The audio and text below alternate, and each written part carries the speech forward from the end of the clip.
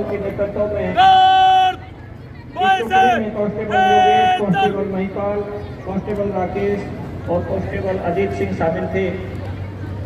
शानदार सलामी के हमारे जो साथी जो अतिथि हैं उनसे भी अनुरोध है स्टेज पर आए। प्यारा झंडा ऊंचा सदा रहेगा, ऊंचा सदा रहा है झंडा, ऊंचा सदा रहेगा।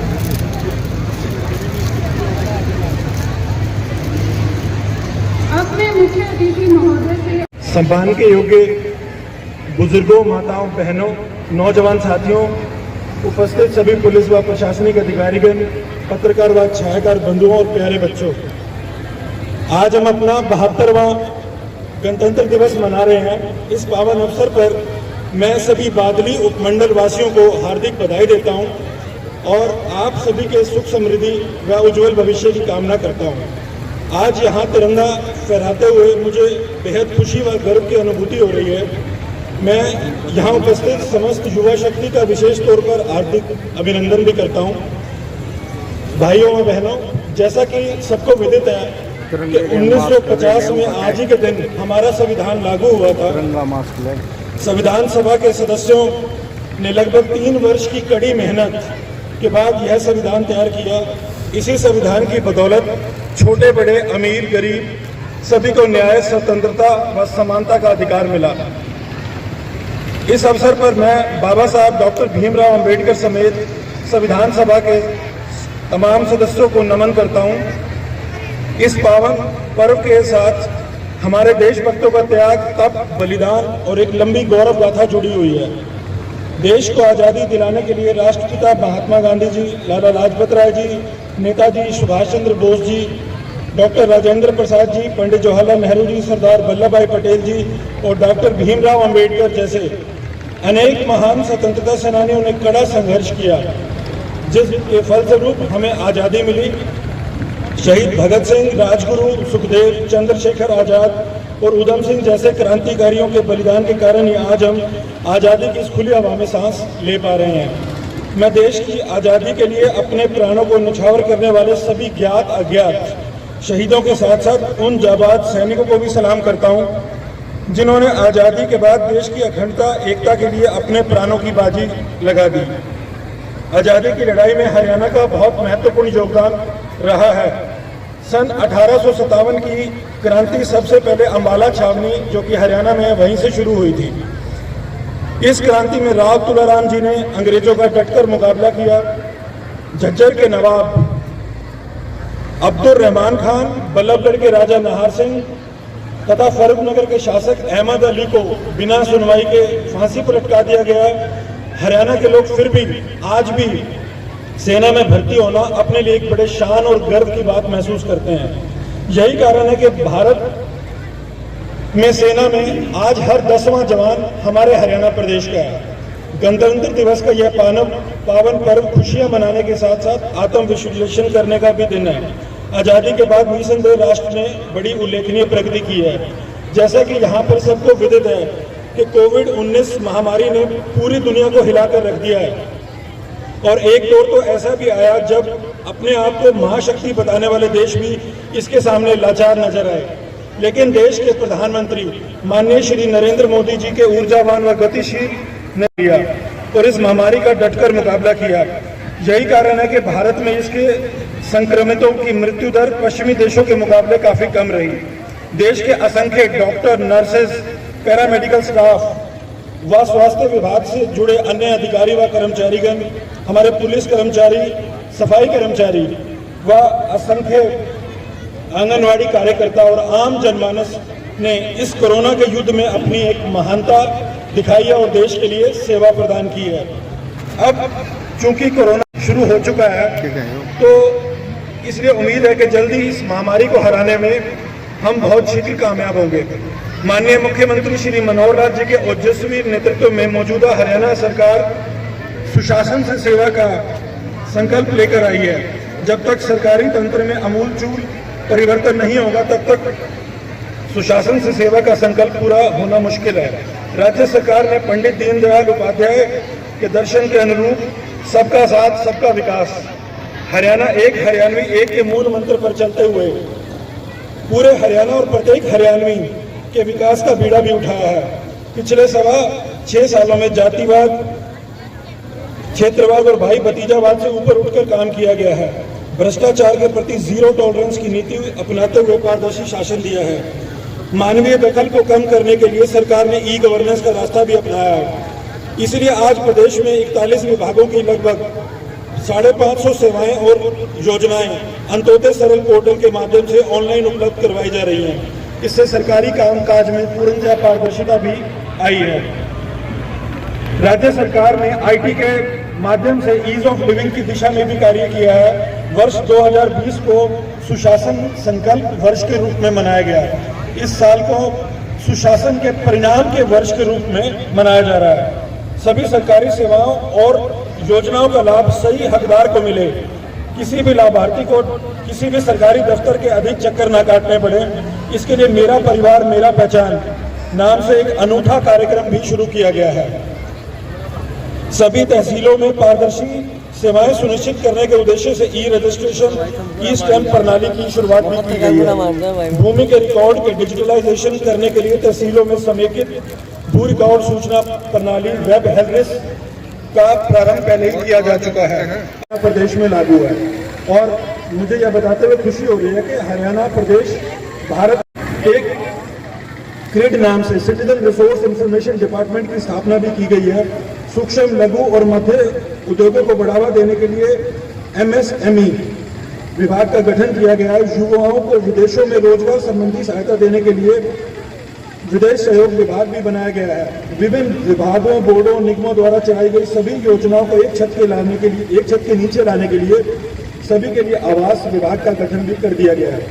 वर्तमान सरकार न केवल शहीदों, स्वतंत्रता सेनानियों, देश की सीमाओं की रक्षा करने वाले वीर जवानों का मान बढ़ाने का कार्य कर रही है, अपितु खेत में दिन रात पसीना बहाकर पूरे देश का पेट भरने वाले अन्नदाता किसान की मेहनत का भी पूरा सम्मान कर रही है।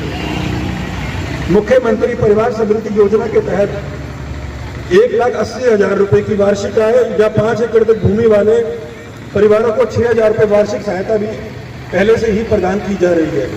ग्रामीण अंचल के हर घर में पानी पहुंचाने के लिए हर घर जल से नल सेवा का शुभारंभ किया जा चुका है। हरियाणा एक ऐसा राज्य है जिसमें पहली बार इंटर डिस्ट्रिक्ट जिला परिषद काउंसिल का भी गठन किया गया है। सभी गांवों को स्मार्ट बनाने के लिए हरियाणा स्मार्ट ग्रामीण प्राधिकरण का गठन किया गया है। 10,000 तक की आबादी वाले गांवों के लिए दीनबंधु हरियाणा ग्रामोदय योजना तथा इसके अधिक आबादी वालों के लिए महाग्राम विकास योजना का शुभारंभ भी हो चुका है। मनोहर ज्योति योजना के तहत घरों में सोलर सिस्टम लगवाने के लिए 15,000 रुपए की प्रोत्साहन राशि प्रदान की जा रही है। भाइयों और बहनों, राज्य सरकार ने समाज के पिछड़े तथा कमजोर तबकों व आर्थिक तथा शैक्षणिक उत्थान के लिए कई योजनाएं शुरू की हैं। मुख्यमंत्री विवाह शगुन योजना के तहत गरीबी रेखा से नीचे जीवन यापन करने वाले सभी वर्गों की विधवाओं, निराश्रित महिलाओं, खिलाड़ियों या उनकी बेटियों को शादियों में 51,000 रुपए तक का शगुन देने का प्रावधान भी किया गया है। बेटी बचाओ बेटी पढ़ाओ B3P के नाम से जाने वाली ये स्कीम, सुकन्या समृद्धि योजना, आपकी बेटी हमारी बेटी, महिला व किशोरी सम्मान योजना, मुख्यमंत्री दुग्ध उपहार योजना जैसे कई लाभान्वित करने वाली स्कीमों की शुरुआत भी की गई है। इसी तरह से 9वीं से 12वीं कक्षा तक छात्राओं के लिए शिक्षा संस्थानों द्वारा सुरक्षित आवागमन हेतु छात्रा सुरक्षित परिवहन योजना भी चलाई जा रही है। प्रधानमंत्री जी के B3P कार्यक्रम को आगे बढ़ाते हुए माननीय मुख्यमंत्री जी ने रक्षाबंधन के मौके पर 11 नए कॉलेज की घोषणा पहले ही की थी। इसके साथ ही हरियाणा देश का ऐसा पहला राज्य बन गया जहां पर हर 15 किलोमीटर के अंदर संस्कृति मॉडल स्कूल भी खोले जा रहे हैं। इसके अलावा ग्रुप C और D की नौकरियों के लिए इंटरव्यू की प्रणाली को खत्म कर दिया गया है तथा उच्च शिक्षा के लिए क्रेडिट गारंटी योजना के माध्यम से करीब 7.5% वार्षिक ब्याज दर पर शिक्षा के लिए एजुकेशनल लोन भी दिया जाता है। पैसों के अभाव में हमारी प्रतिभाएं जो गांव में और शहर के विभिन्न स्थानों पर होती हैं वो दबी न रह जाएं, इसके लिए सरकार ने होनहार विद्यार्थियों को सरकारी खर्च पर कोचिंग दिलाने का भी एक अनोखा बीड़ा उठाया है।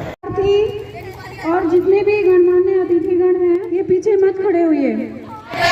मात पिता मन रूप दिखाना से नन्हे नन्हे हाथ जोड़ लीना दिखाना से, गर्भपात करवाओगे तय कुल कहलाना से, गर्भपात करवाओगे तय कुल कहलाना से।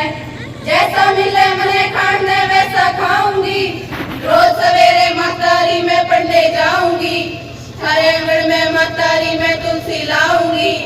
पढ़ लिख ने छोरा ते भी आगे पाऊंगी, पढ़ लिख ने छोरा ते भी आगे पाऊंगी। बेटी बचाए चमन कोन्या, दुनिया ने बदलेंगी ये बेटी सुख रहे चमन कोन्या। कातक के महीने में माता कातक नहाऊंगी, तारा डूबे पाछे माँ देवटनी खाऊंगी। घर आए साधु ने माता बैठ जिमाऊंगी, देवी देवताओं ने मैं पल पल ध्याऊंगी, देवी देवताओं ने मैं पल पल ध्याऊंगी। घर का सारा काम करूँ आंगन निहारूंगी, गैर घरा में जाऊं को ना बदल विचारूंगी। भाई के ब्याह में मातारी चावल मारूंगी, मेरे पिता के कर्जा होगा कर्जा तारूंगी, मेरे पिता के कर्जा।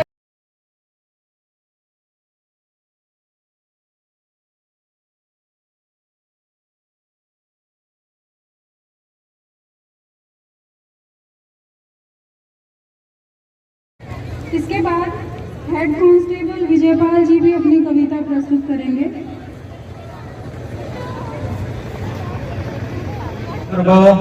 नौजवान साथियों, प्यारे बच्चों, आप सबको इस 72वें गणतंत्र दिवस की बहुत बहुत शुभकामनाएं।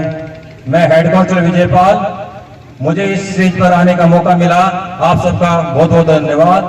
मैं एक छोटी ही कविता या कुछ पंक्तियां सुना रहा हूं।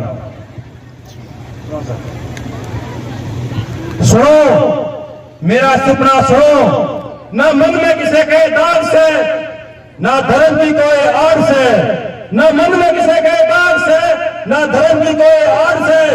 मने कहने में खेद नहीं, मंदिर मस्जिद का भेद नहीं, मने कहने में खेद नहीं, मंदिर मस्जिद का भेद नहीं। अरे नारी रे दुख नहीं, साई और उद्धार से।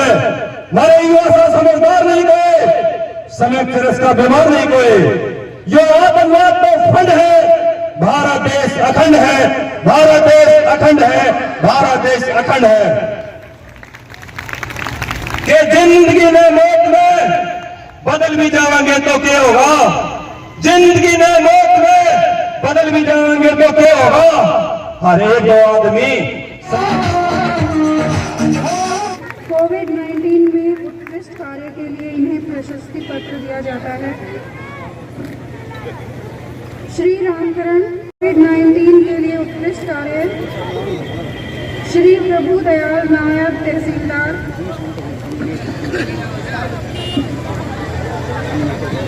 श्रीमती हेमलता पीजीटी जीव विज्ञान, श्रीमती हेमलता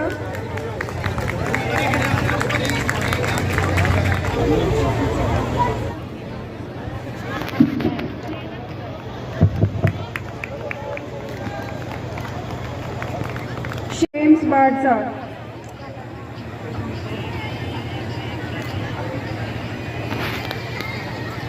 ये श्री प्रदीप, इसके बाद श्री नरेश,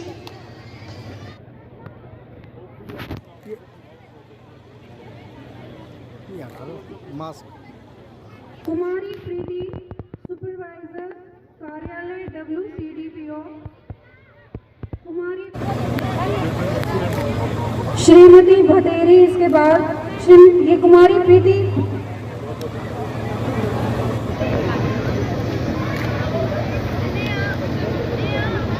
श्री दुष्यंत कुमार, श्री विजय सिंह शर्मा स्वास्थ्य निरीक्षक प्राथमिक स्वास्थ्य, श्रीमती सपना कुमार जी रिपोर्टर बात है ना।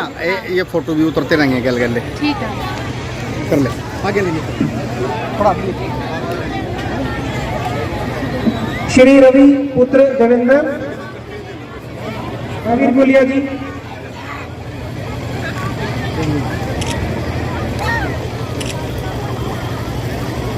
उसके बाद है श्री रवि पुत्र देवेंद्र, ग्राम बादली, समाज सेवी नहीं है। श्री कुलदीप पुत्र मेनपाल जी, ग्राम फैजाबाद, उत्कृष्ट समाज सेवी। होगी उत्कृष्ट ये हो रहा है। शिक्षण हेतु इनको ये श्री रामचंद्र नंबरदार बादली से, उसके बाद श्री यशपाल जी हैं, ये भी नंबरदार बाड़सा से हैं।